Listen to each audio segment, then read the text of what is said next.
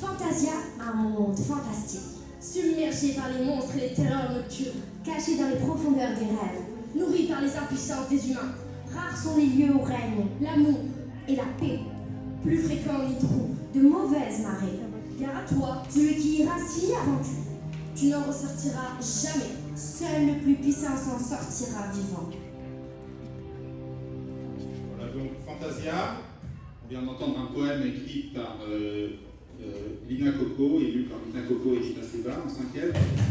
Voilà, donc c'est sur cette carte qu'ils sont partis, hein, une carte sur laquelle tout ce qu'ils ont inventé, c'est les élèves qui l'ont créé, tous ces monstres, tous ces personnages. Donc on va avoir deux équipes, une qui fait partie des deux équipes qui sont parties par la route du nord vers le sud. Hein, donc c'est l'équipe des champions.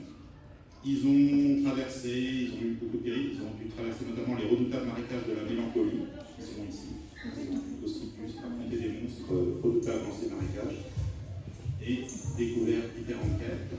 Voilà. Et donc ils sont arrivés jusqu'à ce point ici, la croisée des chemins, et que leur route à la porte vers la Tour d'Ivoire. Même chose pour l'équipe des 5e 2, hein, les Lopez.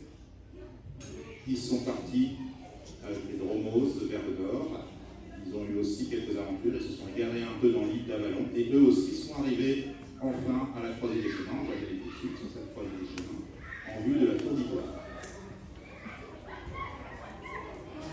Voilà, Tour d'Ivoire. Et donc, je les attends, et ils ne vont pas tarder, et encore quelques spectateurs arrivent, et bientôt, attention aux monstres quand vous passez par Fantasia. Vous rejoignez vite la terre. Attention, et maintenant, qui a-t-on?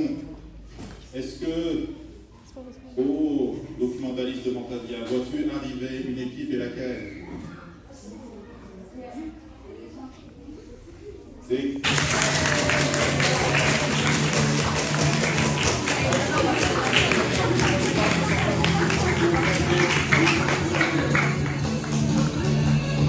Bienvenue à vous.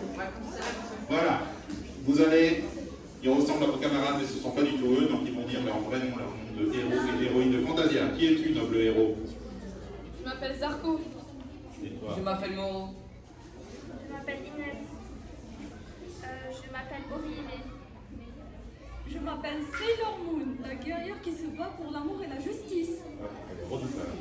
Je m'appelle Valentina. Et Valentina. Qui vient en renfort, hein, vous avez vu la piège de la sable enchantée des sablettes, et donc ils ont besoin de quelques renforts, hein, mais en fait ils sont quasiment complets. Oui, c'est ça, parce que c'était une équipe qui était diminuée au départ, qui était particulièrement vaillante. On peut encore une fois les applaudir. Bravo. Et on peut et on va l'autre équipe aussi redoutable, hein, et c'est l'hôtel, on les applaudit aussi.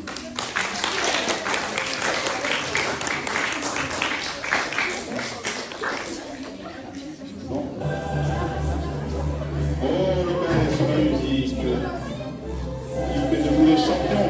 Saluez et dites aussi le nom de héros et d'héroïnes. Qui êtes-vous, noble combattant et combattant? Rose.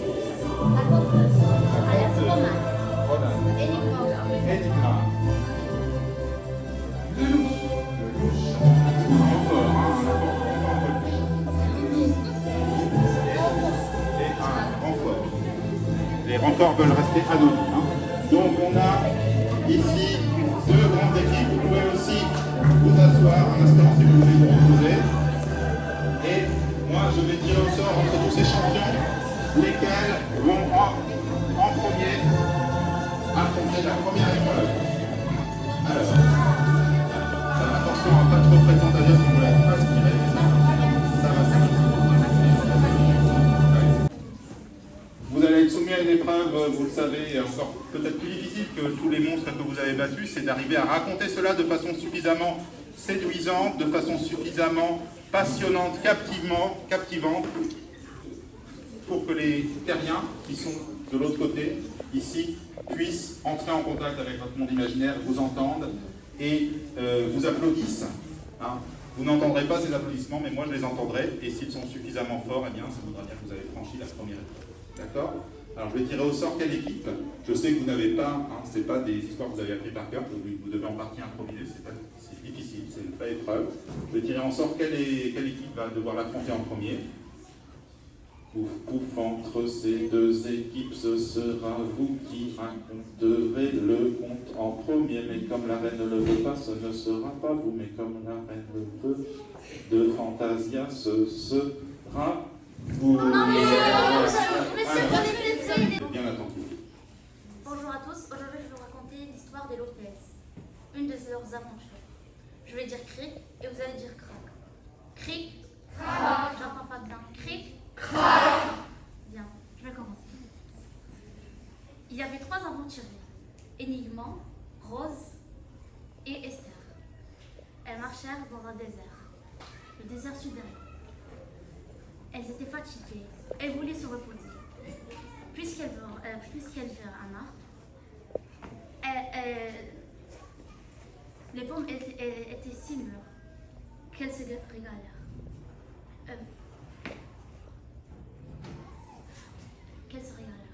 Elles se reposèrent un peu, puis décidèrent de visiter les alentours.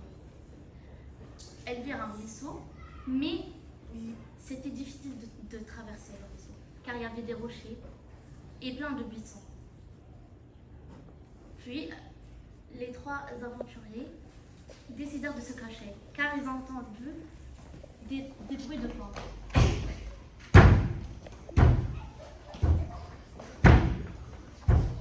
C'était un monstre, soit un monstre qui était énorme, comme un dinosaure, soit c'était un géant. Puis il apparut. C'était un monstre terrible. Un monstre terrible. Que guerre.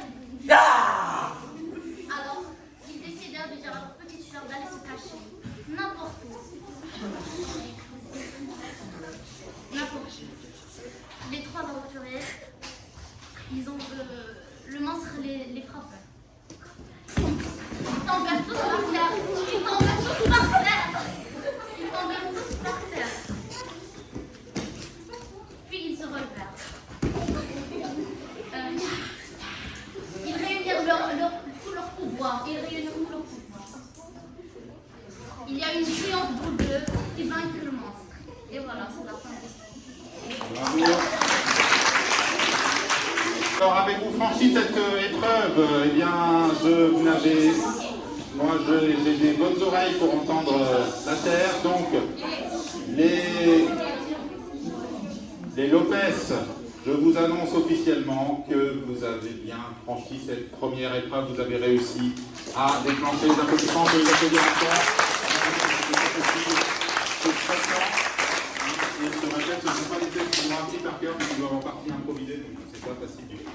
Bien, alors, c'est à vous maintenant, les champions aussi, de nous raconter votre belle aventure dans Fantasia. Bonjour, je m'appelle Zarko, je suis conteur et je vais vous raconter ma plus belle histoire. Pour les personnes qui ont envie de m'écouter, je vais dire tic et vous devez dire tac. Tic, tac. Je n'ai pas très bien entendu. Tic, tac. Sailor Moon, la jeune guerrière, marcha dans une longue piste à Fantasia.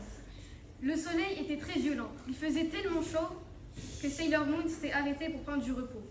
Mais Sailor Moon n'avait pas de nourriture. Donc elle décida d'attraper des mouches et des papillons pour les manger.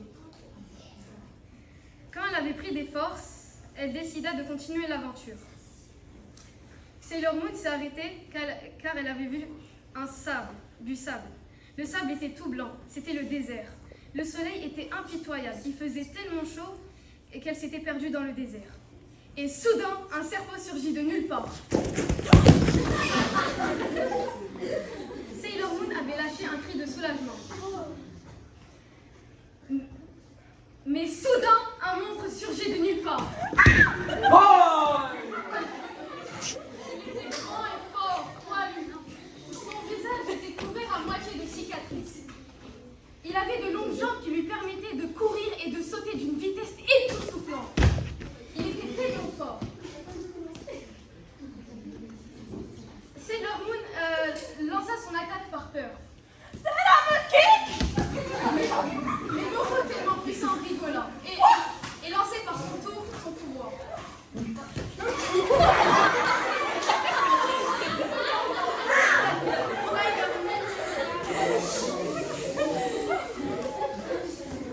Sailor Moon tomba mais arriva à se relever. Elle contre-attaqua.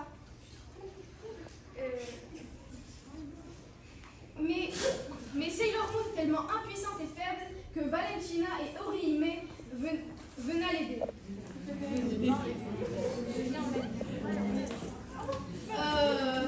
Valentina, Orihime et Sailor Moon lancèrent son attaque à trois pour combattre le monstre.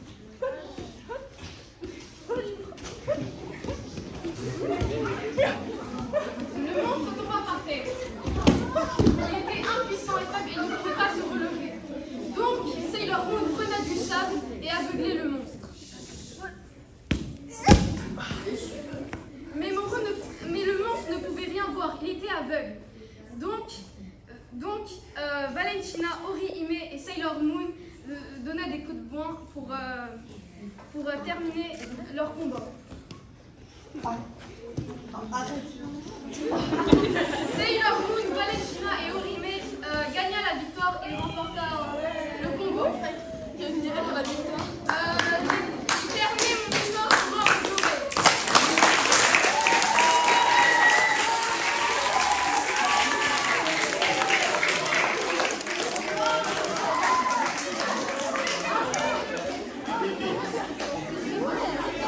Montrer leur force à travers une danse. Vous êtes prêts? Alors, votre chorégraphie c'était sur la musique numéro 1, c'est ça? Oui. Donc,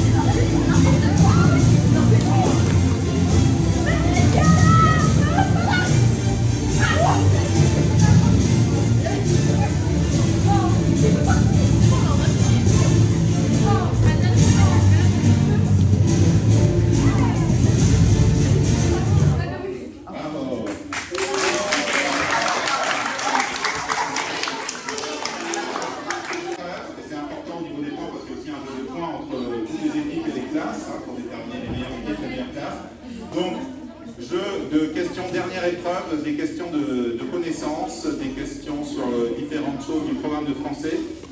Et ils vont devoir passer 2 par 2, 3 questions. Le public, vous allez pouvoir les aider. Vous levez la main si vous pensez connaître la réponse. D'accord.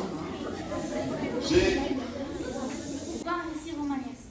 Qu'est-ce qu'un récit? Qu'est-ce qu'un récit romanesque? Qu'est-ce qu'un récit romanesque? C'est ça. Je pense qu'un récit romanesque, c'est un récit qui traite des chevaliers et d'histoires. Non, c'est ça. Alors ça serait plutôt un récit de chevalerie. C'est pas exactement ça. C'était bien tenté, mais ce n'est pas... Alors, vous nous disiez la bonne réponse, par contre, pour le valider. Reste réaliste dans le sens où il n'y a pas d'éléments merveilleux. C'est pour ça. Il produit tout de même beaucoup plus d'aventures et de péripéties Voilà. que dans la vie. D'accord, vous avez, je ne sais pas si tout le monde a entendu, hein, donc il reste réaliste, mais c'est un récit avec beaucoup plus d'aventures et de péripéties que dans la vie normale.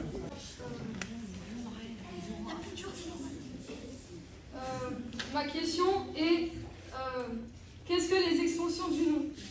Alors, C'est des adjectifs, on va dire, qui servent à accompagner un nom pour lui donner plus de valeur. alors c'est pas exactement ça. Je vais accorder un point seulement sur 4 parce qu'il manque quand même plusieurs choses, hein, et tu vas nous lire la bonne réponse complète. Hein. C'est juste une sorte et il y avait 4 sortes justement, hein, les AT. On appelle extension du nom les mots ou les groupes de mots qui ont pour fonction d'enrichir un nom, d'apporter des informations supplémentaires sur ce dernier pour créer un groupe nominal plus riche. Voilà, hein, et donc on a les adjectifs effectivement parmi ceux-là, mais on a aussi les compléments du nom, les propositions subordonnées relatives, les appositions. D'accord?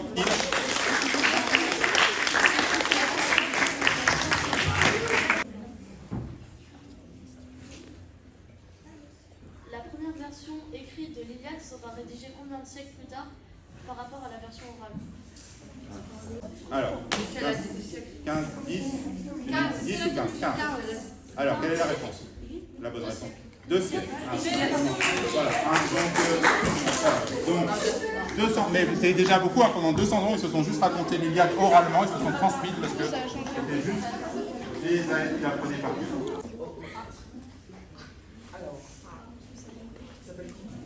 C'est pas grave, tu peux dire oh champion. Oh champion, pourquoi nos parents nous ont quittés? Il y a peut-être une personne qui pense savoir. J'ai lu le livre, mais je suis pas sûre que c'est ça. Alors, elle a étudié le livre. Oui, on lit le livre. Ils sont morts? Quelle est la bonne réponse? Ah, c'est pas vraiment ça. Alors, tu nous dis. Tu peux y aller? Car un voleur les a tués. Ah, voilà. Voilà. Donc, ils sont morts. Moi, j'ai accordé quand même la bonne réponse. Voilà. Au moment où ils arrivent sur Fantasia, Adam et avec l'aide de Sailor Moon, par exemple, on pourrait affronter aussi peut-être Adam, si tu veux bien. Oui, allez. Les monstres sont redoute ta page. Ok. C'est parti. Round 1.